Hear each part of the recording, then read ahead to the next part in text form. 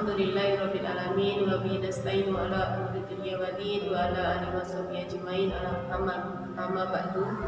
Alhamdulillah, yang dihormati Allah, pada hari ini kita masih diberikan kenikmatan yang luar biasa oleh Allah, yaitu nikmat iman, nikmat Islam, nikmat kesehatan yang masih kita nikmati sampai pada hari ini. Kedua kalinya salawat serta salam semoga senantiasa tercurahkan, terlimpahkan kepada uswah hasanah kita Rasulullah Muhammad sallallahu alaihi wasallam. Ayah bunda yang dirahmati Allah, pada kesempatan hari ini nanti dalam rangka parenting untuk penerimaan hasil tengah semester pembelajaran anak-anak kita semuanya yang sudah dilaporkan kemarin mulai hari Senin sampai hari Jumat. Pada hari ini kesempatan kita semuanya untuk saling sharing parenting pada hari ini nanti kita sharing dari para ayah bunda yang lainnya bagaimana kita dalam mengawal mendidik putra putri kita di masa pandemi ini. Nanti ayah bunda perwakilan dari setiap kelas akan memberikan mungkin pengalaman selama pandemi ini mengawal putra putrinya seperti apa, trik dan tipsnya seperti apa. Mari kita simak bersama-sama dan mari jika ada yang baik kita terapkan juga untuk anak-anak kita. Bahkan juga saya pribadi juga sebagai orang tua dalam rangka kita berusaha semaksimal mungkin untuk tetap mendidik putra putri kita menjadi generasi Qur'ani mandiri dan berprestasi di masa yang sulit ini, di masa yang tidak mudah bagi kita semuanya, tidak mudah bagi kami sebagai pendidik dan tidak mudah juga bagi panjenengan semuanya sebagai orang tua. Ayah bunda yang dirahmati Allah, bagi ayah bunda yang sudah berkenan memberikan testimoni atau sharing pengalaman di sini, nanti kami ucapkan banyak terima kasih. Semoga Allah membalas kebaikan panjenengan semuanya menjadi amal jariah panjenengan semuanya. Jika itu kebaikan dan ditiru oleh semuanya, maka itu akan menjadi jariah panjenengan semuanya. Baik, mungkin itu yang bisa kami sampaikan, tidak perlu panjang lebar karena nanti sesi-sesi yang lainnya akan lebih penting untuk kita simak bersama. Insyaallah itu dari saya mewakili ustadz-ustadzah yang ada di SDIT Al-Hikmah. Selamat menyaksikan, selamat menyimak dan selamat mengamalkan dan terus berusaha semaksimal mungkin mendidik putra putri kita semua. Ihdinas siratal mustaqim. Wassalamualaikum warahmatullahi wabarakatuh.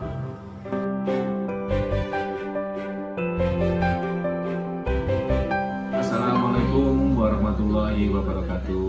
Selamat malam. Terima kasih kepada Ustadzah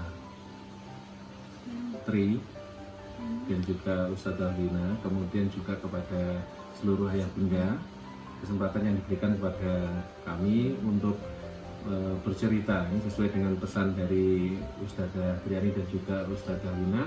Saat rapotan kami kalau bisa bercerita bagaimana teknik pendampingan sehingga dalam proses belajar mengajar secara daring ini bisa berjalan dengan lancar, kemudian bisa tuntas tugas dan bisa, kalau berat ya berat tapi bisa lancar gitu ya.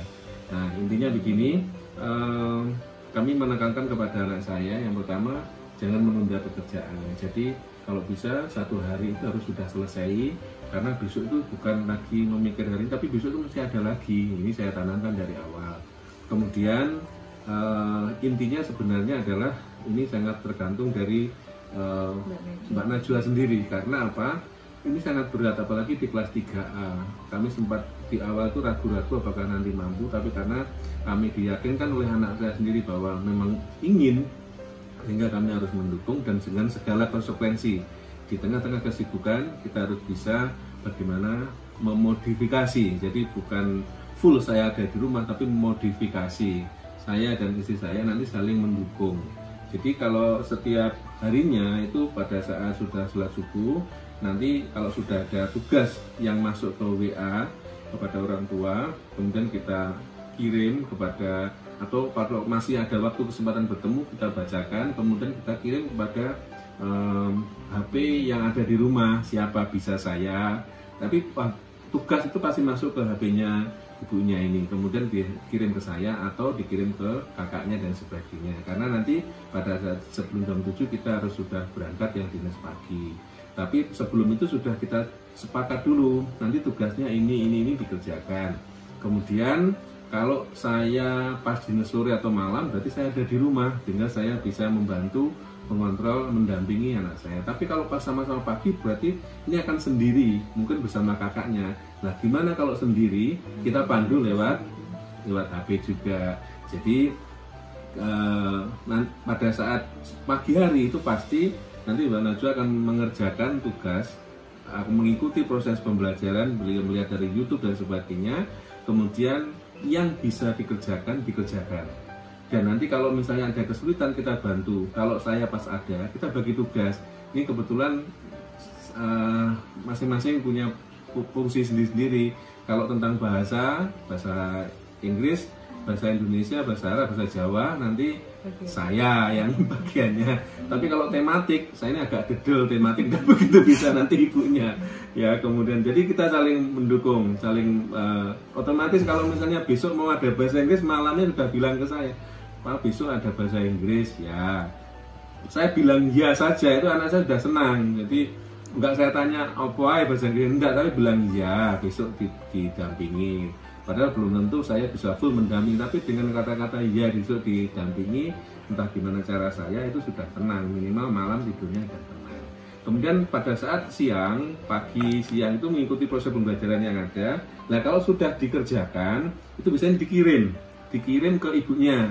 Mungkin waktu di puskesmas dikirim ke ibunya, kemudian di feedback, dikoreksi. Kalau memang masih ada yang kurang benar dan sebagainya, ini kita sampaikan ke Mbak Najwa.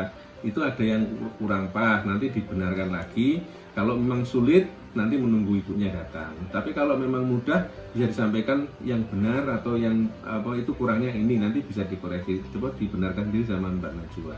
Kemudian waktu yang tersisa kita sampaikan digunakan untuk menghafal apakah 1 ayat atau mungkin 2 ayat. Kemudian boleh bermain juga di siang itu kalau memang sudah mengerjakan, kemudian sudah menghafalkan, ya kan anak juga capek, kita beri kesempatan untuk bermain, bisa lihat TV ataupun juga sebelum zuhur itu 1 kali kesempatan bermain.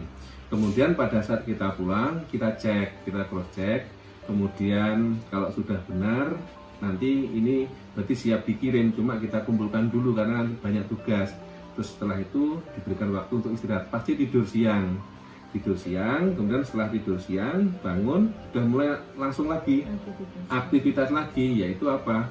Biasanya kita isi dengan menghafal, karena pekerjaan-pekerjaan biasanya sudah selesai, atau kalau memang masih ada yang belum beres, itu dikerjakan di sore tadi. Kemudian menghafal setelah asar, kemudian maghrib, sampai setelah maghrib itu biasanya jarang beranjak dari tempat itu karena persiapan untuk hafalan juga. Nah, pada saat istiadah hafalan ini kita menyepakati jam 7, sehingga jam 7 itu harus salah satu ada. Kalau saya dinas sore, otomatis ibunya harus ada, sehingga mendampingi. Kalau ibunya nggak bisa karena sekarang musim COVID harus tracking, misalnya ada yang COVID di wilayah sini karena ini bidan desa, otomatis saya yang mendampingi. Jadi kita salah satu harus ada. Sehingga apa? Pada saat Ustazah Wina nanti menyampaikan apa yang perlu direvisi, apa yang kurang, itu kita mendengarkan. Sehingga nanti kita tanya ulang ke tadi gini, kalau misalnya nanti Mbak Najwa misalnya jawabannya penerimanya belum pas, kita loh tadi kan Ustazah Wina mengatakan begini, oh iya, jadi kita tidak duluculan. Jadi apa yang walaupun kita agak jauh tapi kan mendengar suaranya, koreksi-koreksinya apa, video call-nya apa, seperti itu. Kemudian setelah selesai setelah selesai setoran hafalan tadi, waktunya kan kosong. Nah, ini kesempatan untuk Najwa untuk menyelesaikan. Jadi yang kolase dan sebagainya itu dikerjakan sendiri, dikoreksi, kemudian dikolase dan sebagainya. Kalau sudah siap fix dikumpulkan, nanti yang mengumpulkan, yang mengirim ibunya. Jadi tidur malam itu sudah selesai semuanya. Kalaupun ada yang tersisa, misalnya kita dalam bepergian atau gimana sehingga tidak bisa video call, kita pasti matur ke ustadzahnya untuk ini bagaimana, apakah kirim video, setoran video atau bagaimana, itu pasti melalui sebuah komunikasi ya. Jadi itu, dan terkadang juga kasihan, terkadang mau nangis juga kalau nggak hafal-hafal atau tugasnya pas banyak. Saya masih ingat waktu bahasa Arab ya, saya tuh dinas malam ya, pusing, ngantuk, tapi saya tuh mendengarkan latihan menghafal dengan lagu dan sebagainya sama kakaknya yang SMP itu ya. Akhirnya jenita cilik-cilik, jadi hafalan tuh ya susah, nggak ada yang meluruskan artinya mana yang duluan kan, karena pengen lagunya dan sebagainya. Akhirnya berebes, nangis karena nggak hafal-hafal. Nah, terpaksa ya kita harus sudah ngantuk, pusing pun nggak kita rasakan, terus kita dekati, wes sekarang nggak usah pakai lagu, dihafalkan saja dulu, itu yang penting. Kemudian masalah lagu nanti terakhir, terus oh iya baru merasa tenang. Jadi intinya anak ya dibiarkan kalau kita, tapi kalau ada yang aneh jangan cepat kita dampingi, karena seperti hafalan itu kan kelihatan aneh karena tidak tahu konsepnya bagaimana.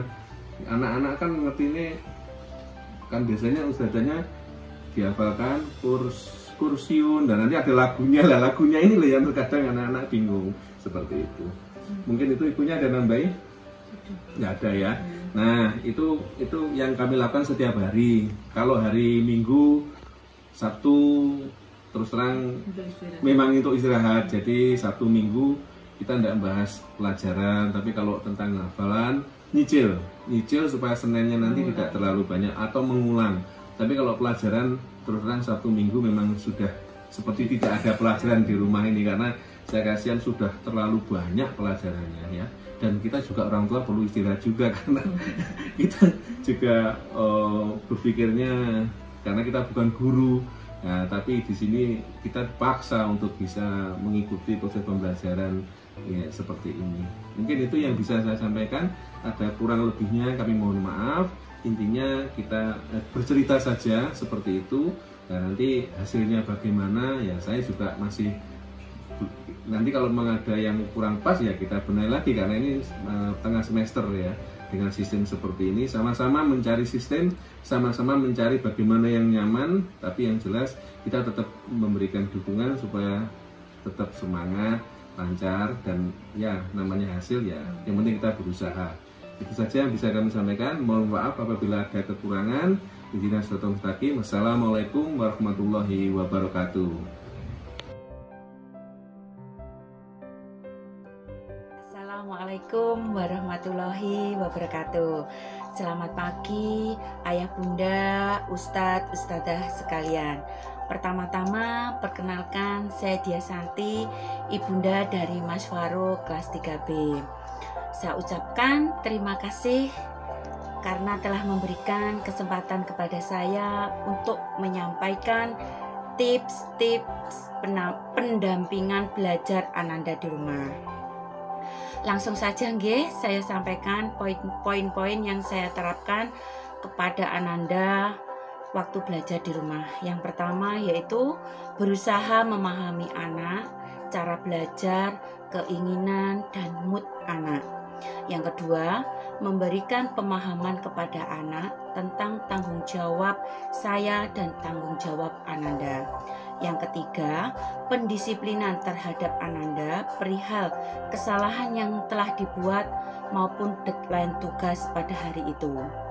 Yang keempat, istiqomah dalam mengajari dan mendampingi Ananda. Yang kelima, memberikan reward atau hadiah setelah Ananda selesai mengerjakan tugas. Yang keenam, berusaha enjoy, memposisikan diri saya sebagai teman Ananda dalam belajar. Yang terakhir, tak lupa saya selalu bawa dalam doa di sepertiga malam. Perlu saya tekankan untuk beberapa poin ayah bunda ustadz ustadzah sekalian, yaitu berusaha memahami anak cara belajar, keinginan dan mood.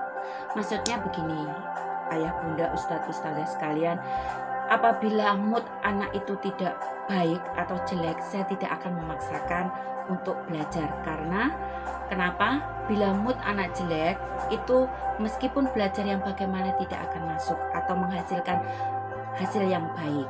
Yang kedua, memberikan pemahaman kepada Ananda tentang tanggung jawab saya dan tanggung jawab Ananda. Maksudnya begini, tanggung jawab saya selain ibu rumah tangga, saya selalu menekankan kepada anak-anak saya adalah karyawan di beberapa bidang atau beberapa PT. Yang tanggung jawab anak, saya selalu menekankan kepada Ananda, meskipun dalam keadaan di rumah, mereka tetap sebagai siswa yang harus belajar dan selalu menuntut ilmu. Selanjutnya, pendisiplinan perihal kesalahan yang telah dibuat atau deadline tugas.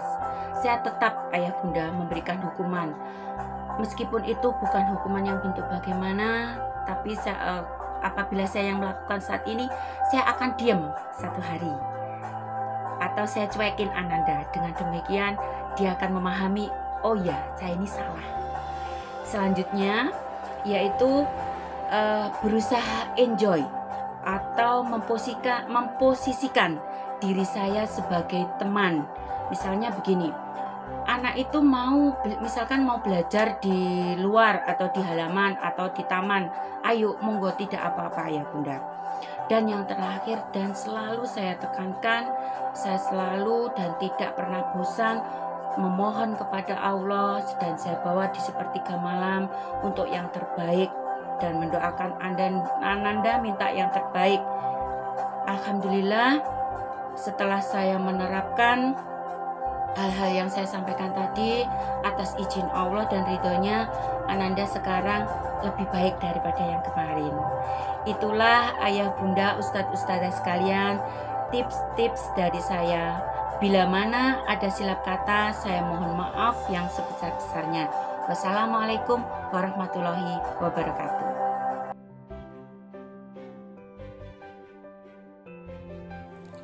Assalamualaikum warahmatullahi wabarakatuh. Nama saya Desi.